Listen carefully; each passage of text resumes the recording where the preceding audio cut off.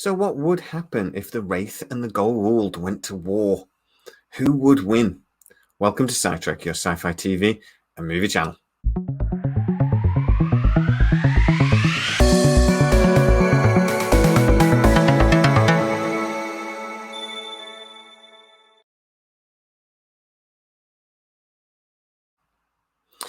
So a couple of days ago, Matt dropped a video on the channel telling you how if the Wraith and the Goa'uld went to war, the Wraith would win.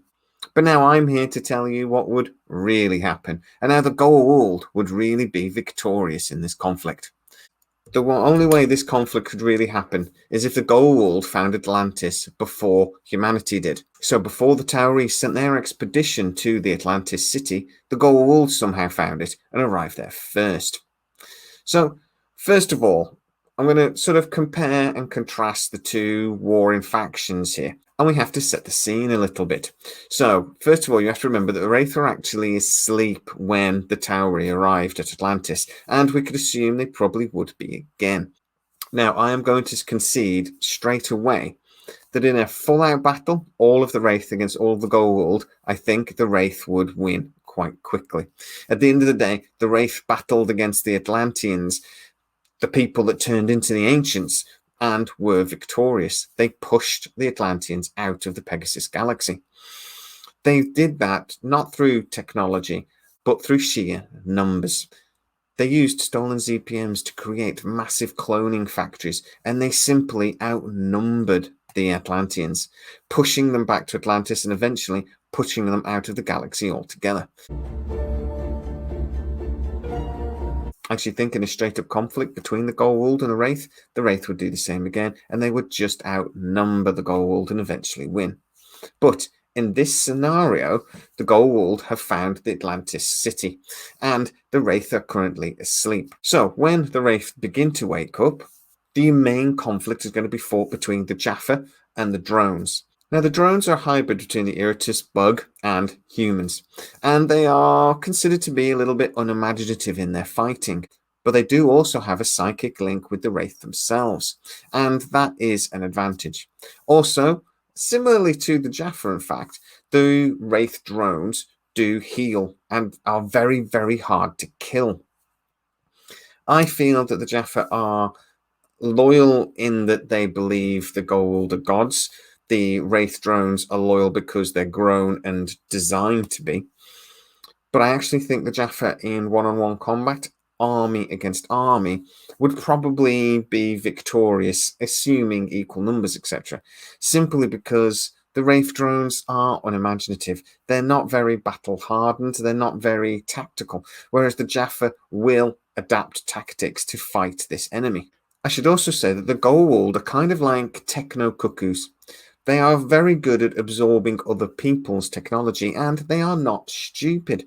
We saw several times during SG-1 that the Goa'uld are actually very intelligent, and that through genetic memory, they absorb each other's intelligence as well. So they're technologically very capable. If they got to the Atlantis base, I think they would acquire technologies and use the city far quicker and probably far better than the Tauri ever did. I think in that respect that they would probably develop new technologies to fight the Wraith, again, far quicker than we ever did. So from that respect, I think the Goa'uld's ability to basically steal other people's technology and absorb it into their own would be a massive advantage early on in this conflict. Another possibility, of course, is that the Goa'uld could infect a Wraith themselves. I wonder if a Goa'uld symbiote getting into a Wraith and then being able to absorb their intelligence and their information into the Goa'uld collective would, again, give the Goa'uld another advantage. If they were able to capture a number of Wraith and then through the Goa'uld symbiote learn about their enemy far quicker than the Tauri ever could, then again, that would give them a massive advantage in the coming war.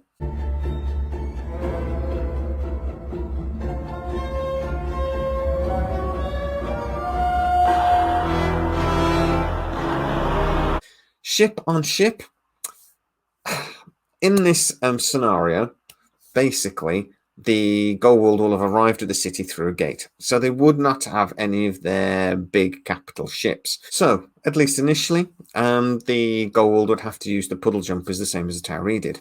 But if they were able to get some Hattacks and other vessels to the Atlantis base, I don't know how that would happen, what would the fight between the Hive ships and the Hattacks look like? Well, to be honest, the standard Hive ship and the Hattack, I think that they would need 2 or 3 Hattacks to attack each Hive ship. The Hive ships are big, they are well armed. If they had a super Hive ship, a Hive ship powered by ZPMs, well, we already know that the Hive ship that took on the Daedalus absolutely wiped the floor with it. Direct hit. Damage? Minimal. Ready missiles, we're gonna throw everything we have at this guy. Sir, I'm reading a massive energy buildup.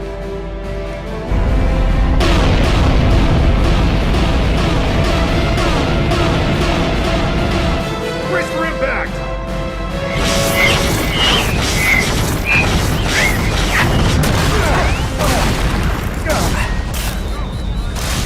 Shields are down! I don't think any Hattack would stand, even a fleet of Hattacks would stand against that vessel for very long. But all being standard, I think that you would need 2 or 3 Hattacks for each Hive ship, but there aren't many Hive ships. So again, if there was a full fleet of, say, System Lord vessels and the limited number of Hive ships we know to exist, it could be a fair battle. But the Hattacks would have to outnumber the Hive ships at least 2 or 3 to 1 for me. Another possibility, and actually for me a more likely possibility, is what if Anubis found the Atlantis city? As he had some of the knowledge from the ancients, it is most logical that he would be the one to find the city.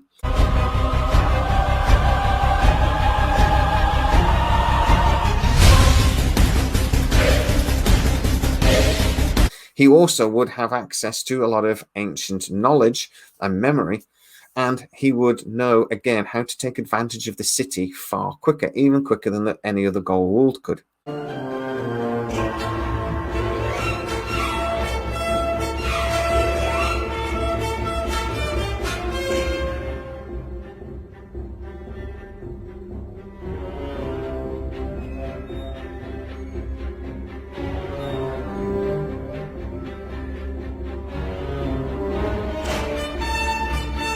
If this was the case, and it was Anubis that got to Atlantis first, and Anubis was then able to use his technology and build a fleet in the Pegasus Galaxy, I actually think if the Wraith didn't wake up quickly, Anubis would potentially destroy them before they even had a chance to start a battle. I actually think Anubis was one of the most terrifying and well-rounded villains in all of Stargate. If he had arrived at the Atlantis colony first, while the Wraith were asleep, I don't think the Wraith would have even had a chance. I think he probably would have took them out before the fight even started. Because in any conflict between the Wraith and the Goa'uld, you can argue that the Wraith were able to defeat humanity and were able to defeat the Atlanteans. But in fighting the Goa'uld, they're fighting a completely different kettle of fish. The Goa'uld are ruthless. Now, they have their weaknesses. Their hubris is a massive weakness. They are seriously overconfident.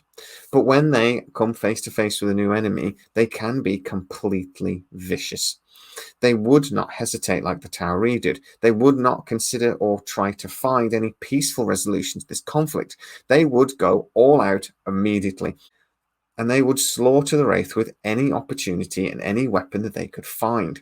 For me, in a toe-to-toe fight between the Wraith and the Goa'uld, yeah, okay, the Goa'uld would lose. But I don't think the Goa'uld would go in a toe-to-toe fight with the Wraith. I think they would use every trick in the book. And in that case, in a dirty conflict, and maybe even a guerrilla conflict, fought from the Atlantis base, I think the Goa'uld would absolutely wipe the floor with the Wraith. But I would love to know what you think. Get in the comments and tell us exactly who would win between the Wraith and the Goa'uld. Also, check Matthew's video out and leave a comment on there too. Does he make any good points, or is he just talking rubbish as usual? If you are new to the channel, please like, subscribe, hit that bell notification. And if you want to become a fully fledged side tracker, please hit that join button. As always, guys, please stay safe. I'll see you next time.